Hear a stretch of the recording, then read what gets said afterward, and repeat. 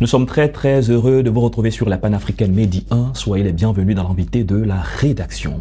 Dans son essai « Qu'est-ce que la littérature ?», Jean-Paul Sartre, écrivain et philosophe français, affirme l'importance de l'engagement chez l'écrivain. Pour lui, l'écrivain doit être parleur, qui désigne, démontre, ordonne, refuse, interpelle, supplie, persuade, insinue. Pour Albert Camus, la littérature est une arme de combat contre l'oppression. Nous verrons dans cet entretien la contribution des écrivains au développement de nos nations. Nous avons le privilège de recevoir sur notre plateau Dr Hélène Lobé. Bienvenue sur notre plateau.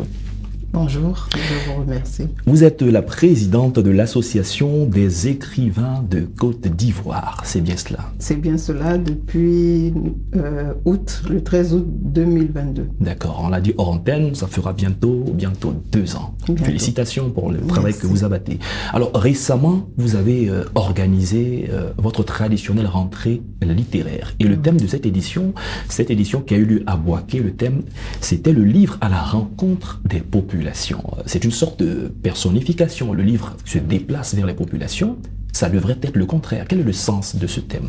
Alors, ce que nous avions l'habitude de faire, c'était d'organiser les rentrées littéraires au niveau d'Abidjan. Et en faisant la rentrée littéraire 2024 à Bouaké, nous avons déplacé le livre et les auteurs pour aller vers les populations qui n'ont pas la possibilité de se rendre à Abidjan pour une rentrée littéraire. Donc, d'être au contact des populations, des lecteurs, surtout des lecteurs. Donc, ça a été quelque chose de magnifique dans la ville de Bouaké. L'Association des écrivains de Côte d'Ivoire, cette association existe depuis très longtemps. 1986. On va en faire un peu d'histoire brièvement. Dans quel contexte naît cette association et entre autres missions de l'association? Alors, il y a près de 40 ans de cela, nos dévanciers ont trouvé opportun de regrouper tous les genres littéraires à travers une association, que vous soyez poète, que vous soyez dramaturge, que vous soyez écrivain tout court. L'essentiel, c'est qu'ils puissent se retrouver, parler d'une même voix pour la promotion du livre et de la lecture. C'est ce qui a été à la base de la création de cette association. Et vous réussissez très bien régulièrement ces missions. Nous essayons en tout cas. On a des salons de livres, on a des cafés littéraires, on a plusieurs activités autour de livres. Quel est l'engouement et quelle est la moyenne d'âge des personnes qui s'y retrouvent? Alors, de plus en plus de jeunes, pour preuve, la rentrée littéraire que nous avons eue récemment a vu une forte population de jeunes.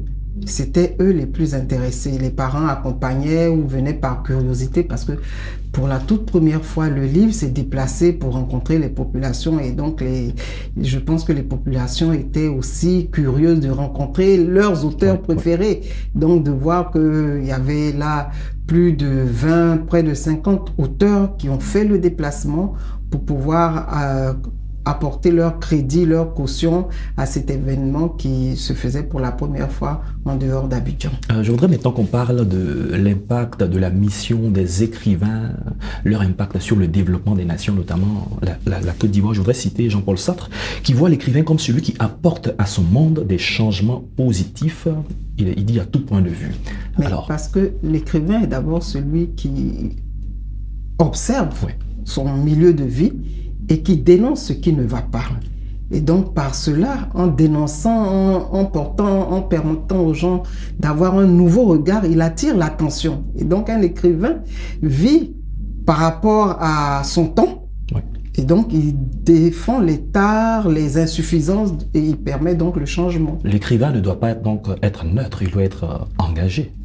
Il est toujours engagé. Toujours engagé. Toujours engagé. Mais comment perçoit-on l'engagement de cet écrivain en fonction du style ou du moyen par lequel il écrit, puisque toutes les œuvres ne sont pas les mêmes? Alors, selon son engagement, il peut se faire virulent, il peut se faire doux, il peut être intransigeant, il peut être fuineur. L'écrivain se permet tout. À travers nos écrits, je dis souvent, nous sommes des demi-dieux. Donc, nous écrivons pas avec violence, en douceur, et nous essayons d'entrer dans l'esprit des gens pour leur dire il y a un changement à faire par ici. Est-ce que c'est ce qui parfois justifie le fait que certains livres sont interdits de paraître? Quand on voit déjà le titre, la thématique, surtout dans les contextes socio-politiques, parfois une décision qui est prise que le livre ne doit pas être publié. Oh, mais l'histoire nous montre qu'après la première décision, les décideurs reviennent toujours après l'avoir lu, parce que souvent, comme vous l'avez dit tout à l'heure, il y a des titres effrayants. Sans avoir lu l'œuvre, on ne peut pas savoir. Et la première protection, c'est de l'interdire, et par après, l'œuvre est réhabilitée, et voilà. Comment est-ce qu'un livre peut changer son lecteur, le transformer sa façon de comprendre? Surtout qu'aujourd'hui, nos nations comptent fortement sur leur jeunesse pour être entreprenantes, pour être battantes, pour prendre les devants. Je dis souvent qu'il y a tout dans le livre.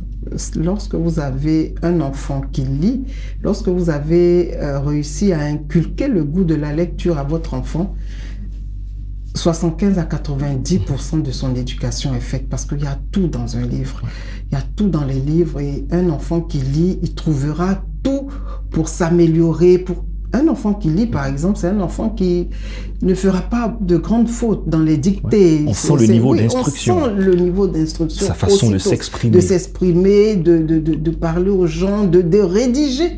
Et tout ça, ça se trouve dans les livres. On dit souvent qu'il est cultivé. Il est cultivé, et tout ça se trouve dans les livres. Exactement. Parlons des activités de votre association. Alors, au-delà de la rentrée littéraire, qui, vous l'avez dit, est le top départ de tout ce que vous allez entreprendre au cours de l'année, quelles sont les grandes activités phares que vous initiez, mais auxquelles vous prenez part également? Alors, des dons de livres dans des endroits. Alors, juste avant la rentrée littéraire, nous en avons fait dans la région de Niakara. Nous avons fait un don de livres à une bibliothèque dans un lycée de jeunes filles.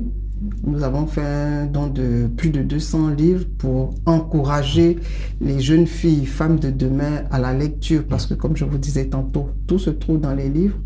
Et en plus de ça, donc, ça, c'est l'une des régions. Nous l'avons déjà fait dans la région du Lodjibois. Nous comptons aller au Mbengue. Et donc, l'association compte apporter le livre partout. C'est-à-dire que les écrivains eux-mêmes font des dons de livres, et c'est ces dons de livres-là que nous apportons à ces populations. En plus de ça, il y a les cafés littéraires, il y a les festivals, il y a le salon du livre très bientôt, et il y a toutes ces activités dans lesquelles les écrivains s'impliquent pour la promotion du livre et pour donner le goût de la lecture à la population. Vous l'avez dit tout à l'heure, les écrivains sont comme des demi-dieux. Le livre est puissant parce qu'il regorge un peu de tout. Comment est-ce que les lecteurs voient l'écrivain? On lit des pages, on découvre ce qui est dit, et le jour qu'on rencontre en général, les lecteurs se sentent proches des écrivains. C'est ce qui explique pourquoi un lecteur prendra et reprendra des œuvres d'un même auteur. Il dira, ça c'est mon auteur préféré, parce que il se sent proche de lui, de sa façon d'écrire et tout ça. Et en général, lorsque nous sommes allés à la rencontre des populations, lorsque nous avons des activités littéraires, les lecteurs sont curieux. Et donc, ils s'approchent pour voir, mais comment vous faites pour écrire? Comment vous réussissez à écrire? Et donc, il y a cette curiosité-là, il y a cet engouement à vouloir faire comme l'écrivain, mais il y a ce fait que le lecteur sent une partie de lui qui se trouve dans le livre. Souvent, lorsqu'on rencontre les lecteurs, ils vous disent comme ça, mais ce que vous avez écrit, c'est comme si vous aviez écrit ma vie. C'est comme si vous me connaissiez. Donc, il y a vraiment, sans qu'on ne les rencontre au préalable, il y a vraiment un lien qui existe entre le lecteur et l'auteur. Parce que sans le lecteur, on écrit en vain, en fait. C'est cela. La dernière question, certainement à moins de 30 secondes. Est-ce qu'il y a une méthodologie dans la façon de lire? Est-ce qu'il y a des livres recommandés à une catégorie particulière de personnes, notamment les élèves, les étudiants? Je pense que c'est vrai, il y a les livres d'école, il y a les livres qui sont au programme et tout ça.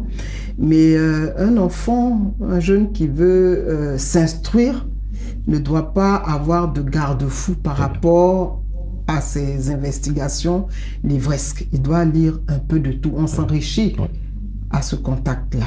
Donc, il faut lire un peu de tout. Merci, docteur Hélène Lobé. On a du plaisir C'est moi qui vous remercie. à échanger avec vous. Vous êtes la présidente de l'Association des écrivains de Côte d'Ivoire, avec on a parlé de la contribution des écrivains des livres de la littérature au développement de nos nations, notamment de la Côte d'Ivoire. C'est la fin de cette émission. Merci à tous de l'avoir suivi. Bonne suite de nos programmes sur Média.